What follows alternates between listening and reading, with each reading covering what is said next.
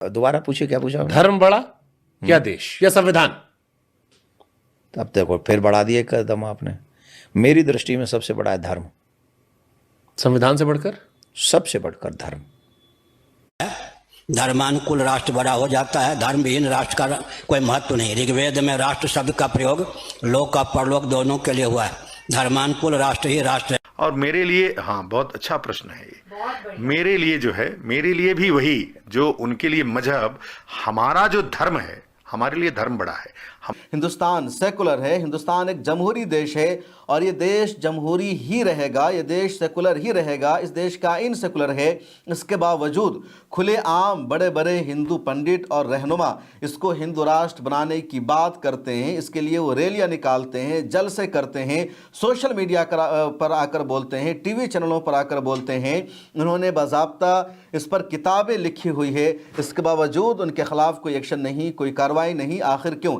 अभी हाल ही में धीरेन्द्र शास्त्री ने 160 किलोमीटर की लंबी पैदल यात्रा निकाली थी और वो यात्रा भी वो निकाल रहे थे हिंदुस्तान को हिंदू राष्ट्र बनाने के लिए. यति नरसिंहानंद सरस्वती रोज़ाना कोई ना कोई इस तरह का बयान देता है. कभी वो तिरंगा को मानने से इनकार करता है, कभी वो हिंदुस्तान को हिंदू राष्ट्र बनाने की बात करता है. मुसलमानों के अकायद का लगातार वो मजाक उड़ाता रहता है. उसके ख़िलाफ़ कोई एक्शन नहीं, उसके बारे में कोई ख़बर नहीं चलती है. कई ऐसे जर्नलिस्ट हैं जो लाइव शो में आकर हिंदुस्तान के सेकुलर आइन को मानने से इनकार कर देते हैं. इसके बावजूद उनके ख़िलाफ़ कोई एक्शन नहीं, उनके ख़िलाफ़ कोई नैरेटिव नहीं, कोई एजेंडा नहीं. जबकि मुफ्ती शमाइल नदवी ने देश के ख़िलाफ़ कोई बात नहीं कही है. उन्होंने देश के मुसलमानों को इस्लामी शरीयत अपनाने की बात की है. उन्होंने देश के मुसलमानों से ख़िताब किया कि अगर आपको कामयाब होना है, तरक्की करना है, तो आपको अपनी ज़िंदगी में इस्लाम के निज़ाम को नाफिज करना होगा. उन्होंने एक लफ्ज़ भी कहीं पर नहीं कहा कि हिंदुस्तान के आइन को शरीयत के आइन से रिप्लेस कर दिया जाए, कुरान का दस्तूर उसकी जगह नाफिज कर दिया जाए. ये पूरा का पूरा नैरेटिव ही गलत है. लेकिन सच्चाई यही है कि मुफ्ती शमाइल नदवी ने जिस तरह एकेडमिक गुफ्तगू की, जिस तरह उन्होंने उलमाए किराम की एक अच्छी छवि कायम की, दुनिया भर में उनकी तारीफ़ हो रही है कि मदरसे का पढ़ा हुआ इतना काबिल हो सकता है, इतनी अच्छी ज़ुबान बोल सकता है, महज़ब अंदाज में गुफ्तगू कर सकता है. जो दुनिया की बड़ी बड़ी यूनिवर्सिटी के डिबेट का फॉर्मेट है, उस फॉर्मेट को वो इंडिया के लोगों को बता सकता है. और सबसे ज़्यादा इस डिबेट के बाद टीवी चैनलों पर होने वाली डिबेट पर सवाल उठने लगा था, क्योंकि टीवी चैनलों पर जो डिबेट होती है तो वो डिबेट नहीं होती बल्कि एक तरह की वो लड़ाई होती है. डिबेट में चंद लोग बैठ कर एक दूसरे पर हमला करते हैं, चीखते हैं, चिल्लाते हैं, कोई नतीजा नहीं निकल पाता. आपस में लड़ाइयाँ करवाई जाती है ताकि उनकी टीआरपी बढ़े, ज़्यादा से ज़्यादा लोग उनको देखें. और इसी वजह से अब लोगों ने डिबेट में जाना तो छोड़िए, टीवी चैनलों की डिबेट को लोगों ने देखना भी बंद कर दिया.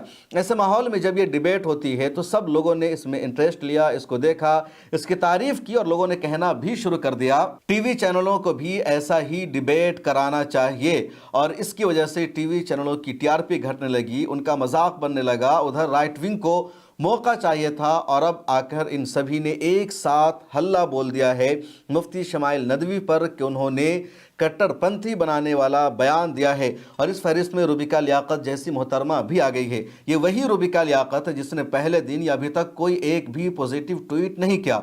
ये हमेशा मुसलमानों को गलत ठहराने की कोशिश करती है कि मदरसों में दहशतगर्दी की तालीम दी जाती है, या कभी ये दावा करती है कि उलमा दाढ़ी टोपी वाले अच्छी ज़ुबान नहीं जानते. कभी इस मोहतरमा का दावा ये होता है कि मुसलमानों को बोलने का सलीका नहीं है. लेकिन आज जब एक आलिम दीन ने पूरी दुनिया में अपनी एक शनाख्त कायम की तो इसने उसकी सताइश नहीं की, इसने उसको सपोर्ट नहीं किया, उसके फेवर में एक भी ट्वीट नहीं किया.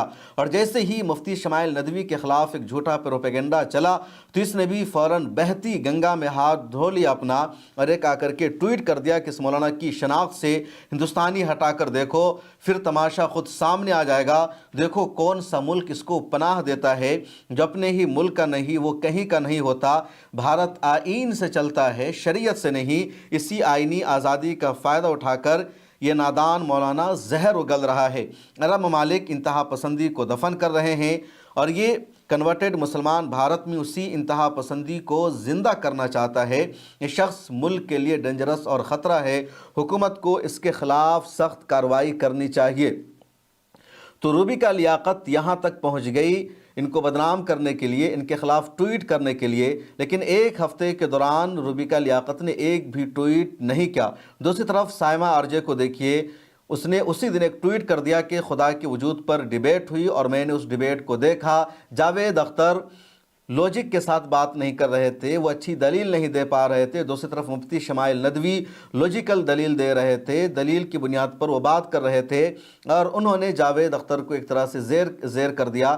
یہ سائمہ کا ٹویٹ تھا، اور بھی بہت سارے لوگوں نے اسی طرح کا ٹویٹ کیا، سچائی کو بتایا، لیکن روبیکا لیاقت کو یہ اچھی باتیں نظر نہیں آئی، مفتی شمائل ندوی کا ایکیڈمک انداز نظر نہیں آیا، اور جیسے ہی مفتی شمائل ندوی کے خلاف جھوٹا پروپیگنڈا چلا، محترمہ روبیکا لیاقت صاحبہ نے اس بہتی گنگا میں ہاتھ فوراً دھو لیا۔ اور اسی لیے میں کہتا ہوں کہ کچھ لوگ وہ ہوتے ہیں جو سچائی پر بات کرتے ہیں، یا جن کا ایجنڈا یہ ہوتا ہے حقیقت کو سامنے لانا، لیکن روبیکا لیاقت کی منشا سچائی کو سامنے لانا نہیں، یا مسلمانوں کے امپاور کے لیے کام کرنا نہیں، بلکہ روبیکا لیاقت کا ایجنڈا ہی ہے مسلمانوں کو بدنام کرنا، مسلمانوں کی شبیہ بگاڑنا، مسلمانوں کو دہشت گرد بنا کر پیش کرنا، اور جب بھی مسلمانوں کے پاس ایک موقع ہوتا ہے ان پر لگے الزامات کو ہٹانے کا، ان کی شبیہ کو صاف کرنے کا، مسلمانوں کی کوئی پوزیٹیو تصویر اور امیج سامنے آتی ہے، تو روبیکا لیاقت ایسے موقع پر چپ ہو جاتی ہے، اور اسی کو منافقت کہا جاتا ہے، اسی کو دوغلا پن کہا جاتا ہے، اور اس طرح کے لوگ بھرے پڑے ہیں۔ بہت سارے ایسے لوگ جن کو آپ سیکولر جرنلسٹ مانتے ہیں، یا جن کے بارے میں لگتا ہے کہ وہ آپ کی آواز اٹھاتے ہیں، وہ بھی ایسے معاملوں پر ہمارے خلاف ہو جاتے ہیں۔ اب دلیپ منڈل کو ہی دیکھ لیجئے، لوگوں کو لگتا ہے کہ وہ دلت کمیونٹی سے آتے ہیں، مسلمانوں کے فیور میں لکھ دیتے ہیں، تو وہ مسلمانوں کے ہم نوا بن گئے، ہیرو بن گئے۔ ٹویٹر پر ہزاروں مسلمان ان کو آئیڈیل سمجھ لیتے ہیں، لیکن دلیپ منڈل کو بھی برداشت نہیں ہو سکا، اور انہوں نے آج تک کا بچاؤ بھی کر دیا، ایک لمبا چوڑا پوسٹ لکھ کر، اور ساتھ میں مفتی شمائل ندوی پر اعتراض بھی کر دیا، ان کو اینٹی نیشنل بھی بنا دیا دلیپ منڈل نے، اور کہا ان کے خلاف کارروائی کرنی چاہیے۔ دلیپ منڈل نے ایک دو نہیں بلکہ کئی لگاتار پوسٹ کر دی ہے مفتی شمائل ندوی کے خلاف، یہ کہتے ہوئے کہ انہوں نے خود یہ ڈیبیٹ کی تھی، انہوں نے سوشل میڈیا پر فالوور حاصل کرنے کے لیے پورا اسٹیج تیار کیا تھا، یہ اپنی ریچ بڑھانا چاہ رہے تھے، یہ مشہور ہونا چاہتے ہیں، اور اس کے ذریعے یہ لوگوں کو کٹڑ پنتھی بنانا چاہتے ہیں، اس لیے انہوں نے سب کیا۔ آج تک کیا للن ٹاپ کا اس ڈیبیٹ سے کوئی تعلق نہیں تھا، اور اب انہوں نے اس کی آڑ میں آج تک پر سوال اٹھایا، للن ٹاپ پر سوال اٹھایا کہ کیا للن ٹاپ کو ایسے ڈیبیٹ کو لائیو کرنا چاہیے تھا، آج تک کو ایسے ڈیبیٹ کو اپنے یہاں اسپیس دینا چاہیے تھا، لیکن دلیپ منڈل کو یہ نہیں پتا کہ اس ڈیبیٹ کی بنیاد خود جاوید اختر نے رکھی، مفتی شمائل ندوی نے نہیں رکھی۔